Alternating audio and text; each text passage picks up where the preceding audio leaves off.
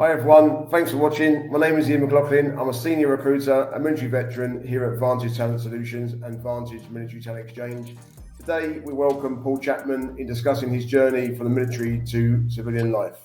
Hi Paul, what made you join the Army and the Royal Corps of Signals?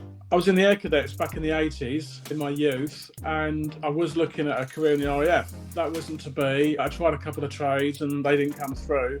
And I had like a school friend, a fellow Air Cadet, that was about 2-3 years into the signals in the Army. He explained what he did and what things went on, and I thought, why not? So I did 7 years. I think it was a bit scary at first because, you know, they're turning you from like a civvy into a squaddy. We were the last two troops to come out of Catterick, so that was quite significant. And then my first posting was to Osnabrück, Germany, where I was still part of BAOR. So that was an armoured brigade, so got my track licence there. Learned to drive the Panzers. Did a tour of Bosnia, got 2 medals for that, which is another story. Did my colloquial German as well. Really good time, you know, adventure training, exercises. And then my final 2 years were Colchester. So tell me about when you were leaving the military. How did you first find it when you first come out? Well, the transitioning was brilliant. I think at the time it was called CTP, Careers Transition Partnership. Yeah, it still is now. It is now. There you go.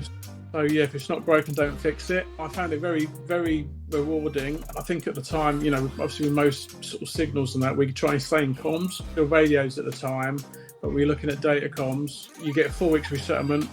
I managed to wangle 6, and I did a BTEC certificate in data comms. Everything was bought and paid for. Actually stayed on a naval air base and learned all about cell networks, fibre optics. Is that stuff that you hadn't sort of touched when you was in? It was yeah, that stuff all sort of when I was in, it was all radio frequencies, HF, VHF. I hadn't really looked at SATCOM then. And the good thing about it was where I had an understanding of fibre optics and cell networks, I managed to get straight into my first in the Army as a network engineer. And from there, like, learn about fibre splicing, fibre optics.